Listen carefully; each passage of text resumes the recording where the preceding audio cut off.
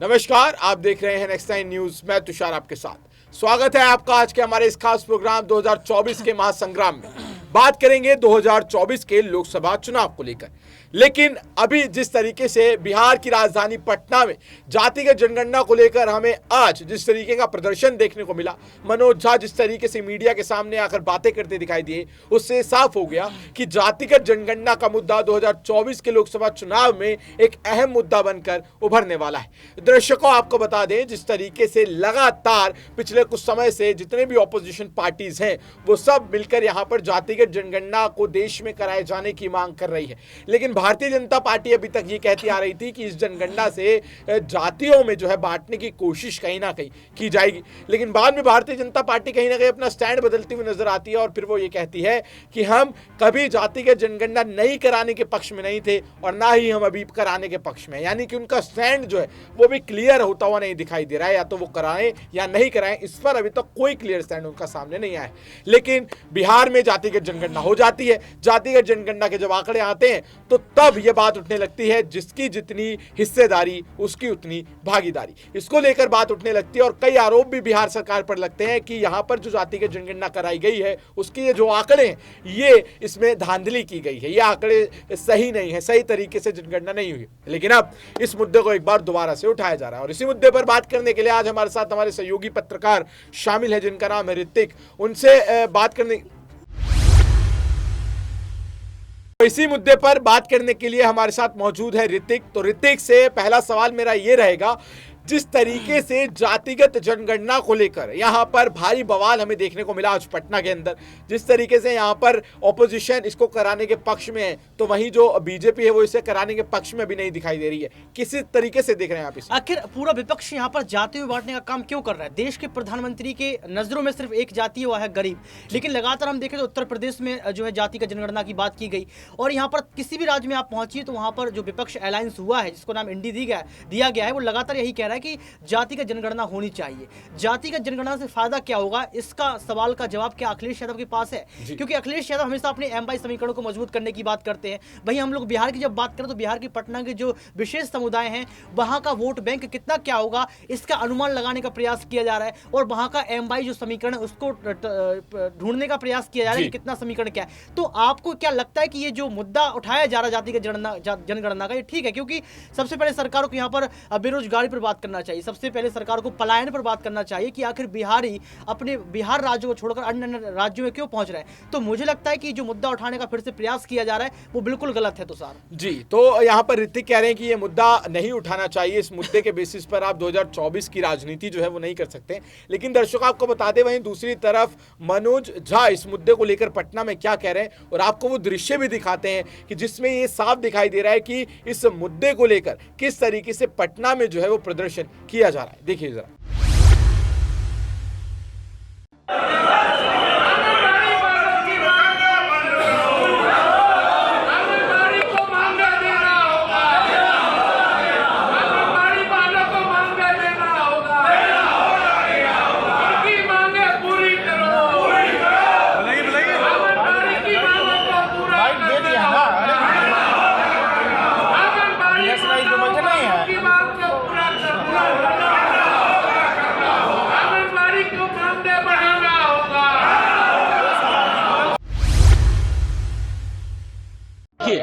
इस ऐतिहासिक दिन में जिसके लिए बड़ी कोशिशें हुई, माननीय मुख्यमंत्री जी, उप मुख्यमंत्री जी, और ये सिलसिला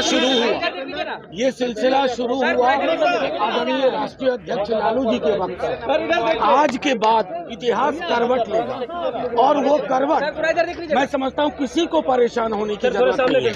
90 बड़ा या 10, अगर मैं ये सवाल आपसे पूछूं कि 90 बड़ा या 10, आप क्या कहेंगे? 90। लेकिन 10 को परेशान होने की जरूरत नहीं है, क्योंकि उसी 90 की स्वीकारोक्ति में, उसके बढ़ाव में, उसकी बुनावट में वो 10 भी आएगा और सामाजिक न्याय के लिए एक नया द्वार खुल रहा है। इस द्वार का आप सब भी स्वागत करेंगे। आज तक दुनिया में किसी एक को न्याय देने के कारण दूसरे के साथ अन्याय नहीं हुआ है। न्याय होगा तो एक सारी आबादी को होता है, 10 को परेशान होने की जरूरत नहीं है। 90 अपने हृदय से लगाएगा, गले से लगाएगा।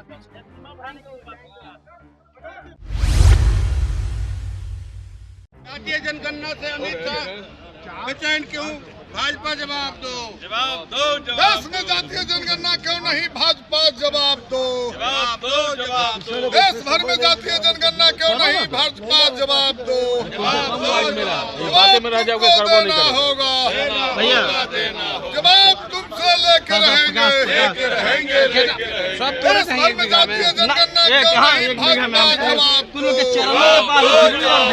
देश भर में जातीय जनगणना क्यों नहीं? भाजपा जवाब दो, जवाब लेके रहेंगे।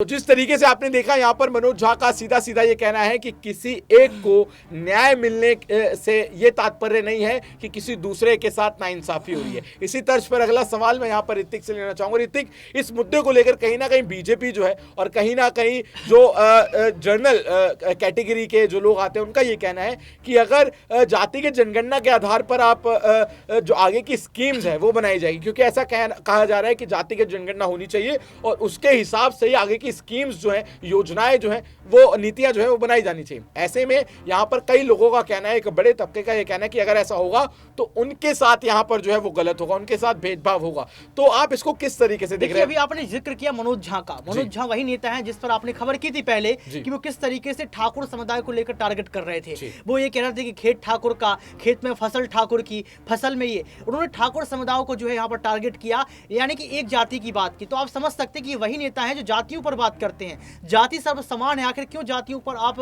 जो है यहाँ पर मतभेद पैदा करना चाहते हैं? पटना की बात नहीं है यहाँ पर, पटना के साथ उत्तर प्रदेश की बात है। उत्तर प्रदेश में भी जो है अखिलेश यादव लगातार ये कह रहे हैं कि जाति का जनगणना होनी चाहिए, और अगर उत्तर प्रदेश में यहाँ पर सरकार भाजपा की नहीं होती, समाजवादी पार्टी की होती, तो आप ये तय मानो कि वही रणनीति आज वही कर रहे होते जो आज नीतीश कुमार कर रहे हैं। तो मुझे लगता है कि चाहे मनोज झा हो, चाहे विपक्ष के कोई भी नेता हो, वो लगातार जातियों की बात इसलिए कर रहे हैं क्योंकि वो जातियों को अपनी तरफ खींचने का प्रयास कर रहे हैं कि आपके साथ जो है मतभेद हो रहा है, आपको पीछे रखा जा रहा है। यानी कि विशेष जातियों को यही बताया जा रहा है कि सरकार आपके लिए काम नहीं कर रही है, जबकि देश के प्रधानमंत्री नरेंद्र मोदी जिस जिस राज्य में पहुंचते हैं वहां सिर्फ गरीब की बात करते हैं कि गरीबों के लिए हमने ये स्कीम लाए हैं, गरीब हमारी परिवार है। और अब तो कहते हैं हमारे परिवारजनों, पहले कहते थे देश के वासी हो, लेकिन अब कहते हैं परिवारजनों। तो देश के प्रधानमंत्री का कोई यहाँ पर वो नहीं है कि वो किसी जाति के लिए जो है गलत बोला। तो मुझे लगता है कि यहाँ पर इस तरीके की जाति पर राजनीति होना बंद होना चाहिए। देखिए, एक आखिरी सवाल मैं आपसे लेना चाहूंगा कि जिस तरीके से यहाँ पर ये कहा जा रहा है कि अगर जातिगत जनगणना होती है और इसके तर्ज पर योजनाएं बनाई जाती हैं, तो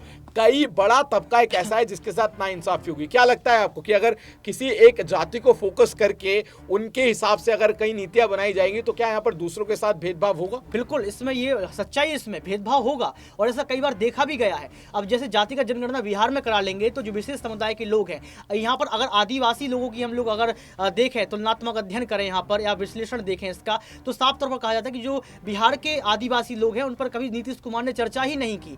अब यहाँ पर अगर नीतीश कुमार विशेष तबके को आगे रखने का प्रयास करेंगे तो यानी कि वो अपना वोट बैंक क्लियर करना चाहते हैं चुनाव के पहले। यानी कि नीतीश कुमार चाहते हैं कि जिस समुदाय का वोट बैंक सबसे ज्यादा होगा उसको हम ज्यादा सुविधाएं देंगे और जिसका वोट बैंक कम होगा उसकी तरफ ध्यान ही नहीं देंगे। तभी देश के प्रधानमंत्री लगातार गरीबों की बात करते हैं। तो मुझे लगता है कि नीतीश कुमार, तेजस्वी यादव या फिर उत्तर प्रदेश की बात करें अखिलेश यादव, इन तमाम नेताओं को कम से कम शांत रहना चाहिए और गरीबों के लिए बातचीत करना चाहिए। क्योंकि अगर आप जातिगत जनगणना करेंगे तो जो निचले तबके के लोग हैं, जो कुचलते पिसते हमेशा से आए हैं, वो और उनकी हालत खराब हो जाएगी, क्योंकि आदिवासी समुदाय भी जो है इसी समाज में रहती है। जी, तो जिस तरीके से यहाँ पर ऋतिक ने बताया कि जाति के जनगणना के आधार पर अगर आप नीतियां बनाएंगे तो कई लोगों के साथ यहाँ पर भेदभाव होता हुआ दिखाई देगा। बहरहाल दर्शकों, जिस तरीके से ये पूरा का पूरा मामला चल रहा है, जिस तरीके से इस मुद्दे को उठाया गया है, उससे साफ साफ पता चल रहा है कि 2024 में जो लोकसभा चुनाव होने वाले हैं उसको लेकर यहाँ पर अभी से ही जो है तैयारियां, अभी से ही जो राजनीति, कई बार तुषार देखा है तो ऐसी खबरें भी सामने आती है कि जो जनरल कैटेगरी के लोग हैं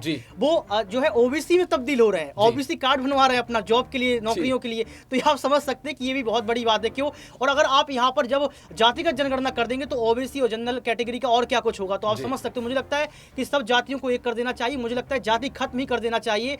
सब जो हिंदू हैं या जो मुस्लिम है, जो भी हैं, वो अपने सब पीछे भारतीय लिखें। जैसे आपका नाम तुषार भारतीय, मैं ऋतिक भारतीय, और भी जो हमारे कैमरा पीछे खड़े हुए हैं सुमित है तो सुमित भारतीय। तो इससे कहीं ना कहीं और एक एग्जाम्पल सेट कर पाएगा भारत की आने वाले समय में यहाँ पर कोई जाति नहीं, कोई मतभेद नहीं, कोई भेदभाव नहीं, सब यहाँ पर समान है, हम सब भारतीय हैं। जी हाँ, एक बहुत बड़ी बात कह दी है ऋतिक ने यहाँ पर कि जाति को खत्म करके सिर्फ भारतीय, यही सबकी एक जाति जो होनी चाहिए पहचान के रूप में, इसी को रखा जाना चाहिए।